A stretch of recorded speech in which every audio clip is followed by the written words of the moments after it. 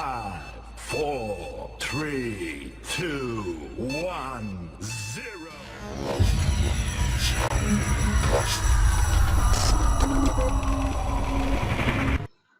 Halo, selamat bertemu kembali dengan pelajaran Bahasa Indonesia kelas 10 dengan materi teks cerita rakyat bagian yang pertama.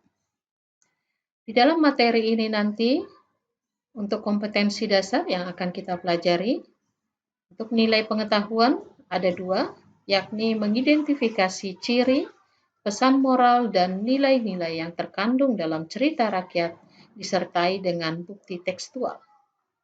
Yang kedua, membandingkan nilai-nilai dan kebahasaan cerita rakyat dan cerpen. Untuk kompetensi dasar keterampilan, yakni menceritakan kembali isi cerita rakyat yang didengar dan dibaca, serta mengembangkan cerita rakyat ke dalam bentuk cerpen dengan memperhatikan isi dan nilai-nilainya. Bangsa Indonesia adalah bangsa yang kaya sekali akan budaya. Bagian dari budaya tersebut salah satunya adalah kekayaan akan cerita rakyat. Setiap daerah di Indonesia itu mempunyai cerita rakyat yang menjadi ciri khas dari daerah itu. Mari kita perhatikan salah satu contoh cerita rakyat berikut ini.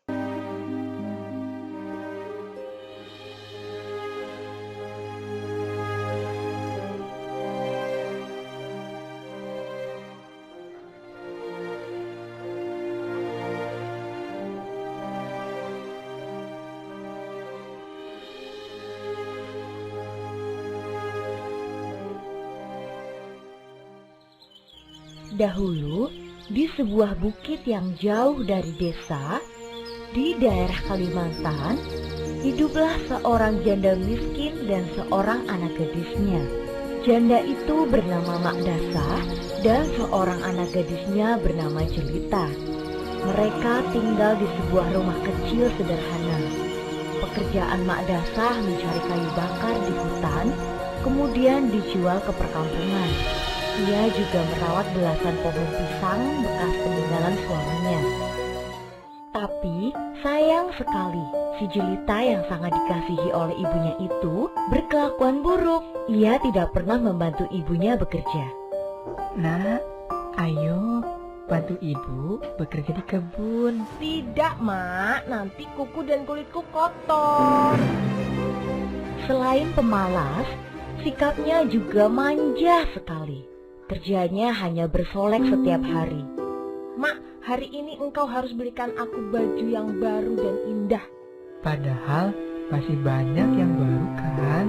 Allah, jangan banyak bicara. Bajuku memang banyak, tapi sudah ketinggalan zaman, Mak. Aku ingin model yang baru. Tapi nak, ibu tak punya uang yang cukup untuk membelikanmu baju baru lagi. Bahkan sebulan yang lalu, ibu udah belikan baju yang cukup mahal kan? Kalau Mas sayang, turutin kemauanku. Mak Dasah akhirnya mengambil semua simpanan uangnya. Sebenarnya, uang simpanannya itu digunakan untuk keperluan-keperluan mendesak, seperti ketika Jelita sakit dan lain-lain. Letak pasar desa amat jauh, sehingga mereka harus berjalan kaki yang cukup melelahkan. Ketika mereka mulai memasuki desa, orang-orang desa memandangi mereka. Mereka begitu terpesona melihat kecantikan anak gadis itu. Mengapa wanita itu berjalan di belakang si gadis? Padahal wajahnya mirip sekali dengan si gadis. Tidak mungkin wanita itu pembantunya. Hei kawan, jangan berburuk sangka. Siapa tahu wanita itu memang pembantu yang mengawal si gadis. Seorang pemuda mendekati dan bertanya kepada gadis itu. Hai gadis manis, apakah yang berjalan di belakangmu itu ibumu? Bukan, dia adalah pembantuku. Kedua ibu dan anak itu kemudian meneruskan perjalanan. Tak seberapa jauh, mendekati lagi seorang pemuda dan bertanya kepada anak gadis itu. Hai gadis manis, siapa namamu? Oh abang, namaku Jelita. Cocok benar dengan orangnya. Wajahmu cantik jelita. Apakah yang berjalan di belakangmu itu ibumu? Bukan, dia adalah budakku. Begitulah setiap gadis itu bertemu dengan seseorang di sepanjang jalan yang menanyakan perihal ibunya. Pada mulanya mendengar jawaban putrinya yang durhaka jika ditanya orang, si ibu masih dapat menahan diri. Anakku, mengapa kau menyebutku sebagai pembantumu? Ibu, tenang aja. Ini sekedar hanya berpura-pura. Aku tidak bersungguh-sungguh menganggap ibu sebagai pembantuku. Mereka meneruskan perjalanan, hingga suatu ketika ada seorang pemuda yang sangat tampan datang mendekati si jelita. Hei cantik, siapa namamu? Namaku Jelita. Apakah yang berjalan di belakangmu itu ibumu? Bukan. Ia adalah budakku. Jelita kembali menyebut ibunya sebagai pembantunya. Sesungguhnya ia malu mengakui Mak Dasa sebagai ibunya. Kini sang ibu tak bisa bersabar lagi. Jelita anakku, kau sungguh kelewat batas. Kau durhaka berkali-kali menyebutku sebagai budakmu, Nak. Padahal aku yang merawat dan membesarkanmu sejak kecil. Teganya kau berbuat seperti itu. Emak, kenapa emak marah? Percayalah, ini hanya sekedar sandiwara. Nanti setelah pulang dari pasar, emak beli baju yang baru dan indah. Jika bertemu dengan pemuda tampan, aku akan mengakui emak sebagai ibuku. Tidak, kau terlalu menyakitkan hatiku. Bagaimanapun keadaan emak, seharusnya kau mau mengakuiku sebagai ibumu, Nak. Nanti, Mak, kalau sudah beli baju baru. Ya Tuhan, hamba tak kuat menahan hinaan ini. Anak kandung hamba begitu teganya memperlakukan diri hamba sedemikian rupa. Ya Tuhan, hukumlah anak durhaka ini. Hukumlah dia ya Tuhan. Atas kekuasaan Tuhan yang Maha Esa, perlahan-lahan tubuh gadis durhaka itu berubah menjadi batu. Anak gadis itu menangis memohon ampun kepada ibunya. Oh ibu ampunilah saya. Ampunilah kedurhakaan anakmu selama ini. Ibu ampunilah anakmu. Ibu.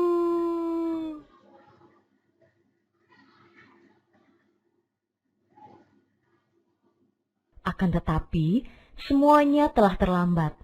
Seluruh tubuh gadis itu akhirnya berubah menjadi batu.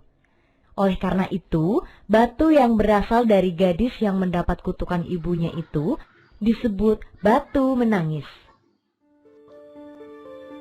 Demikianlah cerita yang berbentuk legenda ini, yang oleh masyarakat setempat dipercayai bahwa kisah itu benar-benar pernah terjadi.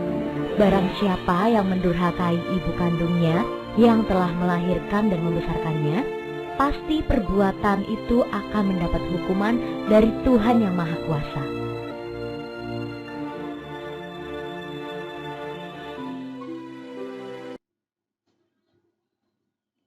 Apa yang kalian pikirkan tentang video tersebut? Cerita tentang apa? Siapa tokoh dalam cerita itu? Bagaimana watak tokohnya? Di mana latar cerita? Dan apa pesan moral yang ingin disampaikan melalui cerita rakyat tersebut? Baik, kita sudah sama-sama menonton salah satu contoh cerita rakyat yang berjudul Batu Menangis tadi. Jadi, cerita rakyat itu adalah cerita yang berasal dari masyarakat dan berkembang dalam masyarakat tertentu, yang itu dikisahkan dari peristiwa masa lampau. Dan cerita itu merupakan ciri khas dari setiap daerah yang diakui menjadi kultur budaya atau keanekaragaman yang menjadi kekayaan budaya dan sejarah yang dimiliki oleh daerah tersebut. Di Indonesia banyak sekali mempunyai cerita rakyat, dan cerita rakyat itu menjadi ciri khas sebuah daerah yang menjadi kekayaan kita bersama dan harus kita lestarikan tentunya. Nah, ciri-ciri cerita rakyat Yang pertama, menggunakan bahasa klise. Bahasa klise artinya cerita rakyat itu berkembang secara lisan di dalam masyarakat tertentu. Hanya diceritakan dari satu orang ke orang yang lain, dari orang tua ke anaknya, nanti si anak ini menikah lagi yang punya anak, diceritakan lagi kepada keturunannya. Seperti itulah dia cerita rakyat.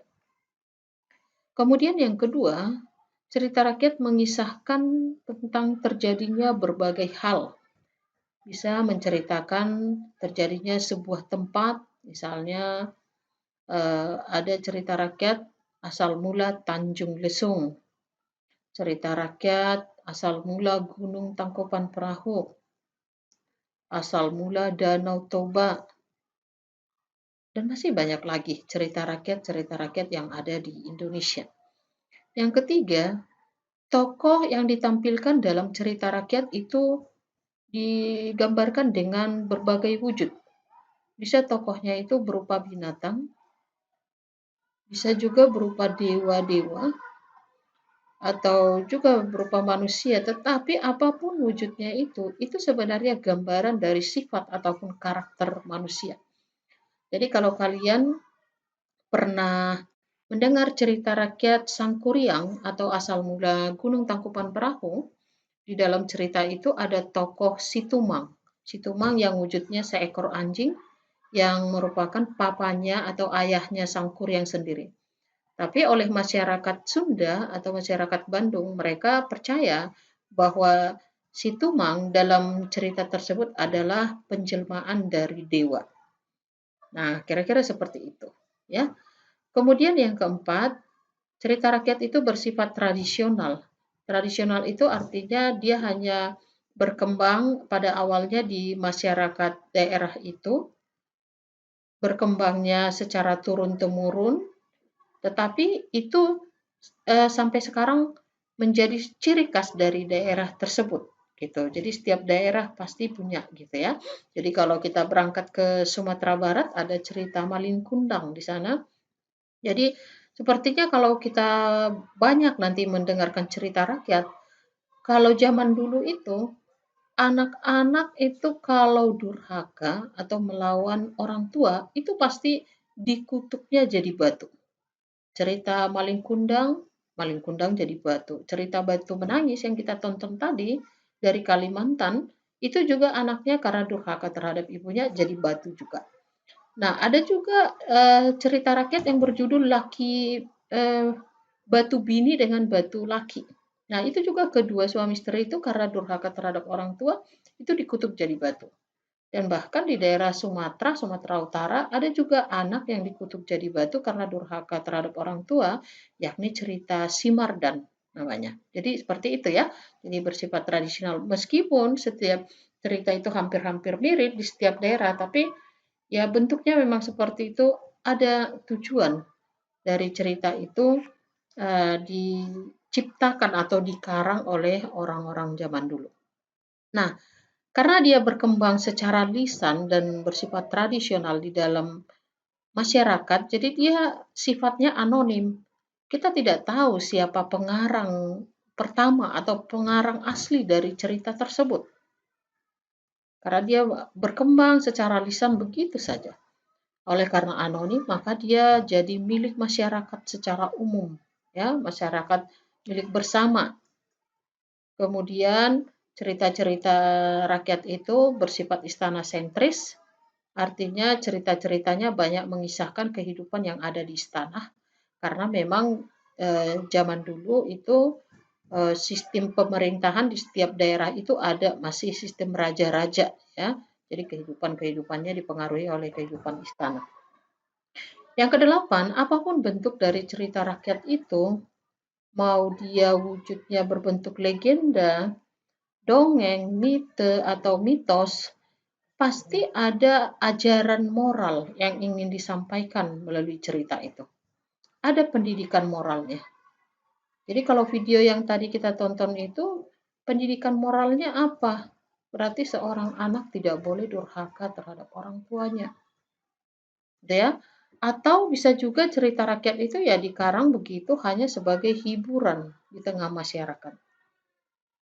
Oke, kemudian sudut pandang yang digunakan dalam cerita rakyat adalah sudut pandang orang ketiga, menggunakan kata dia atau langsung menggunakan nama-nama orangnya. Ada nama Sang Kuryang, ada Maling Kundang, ada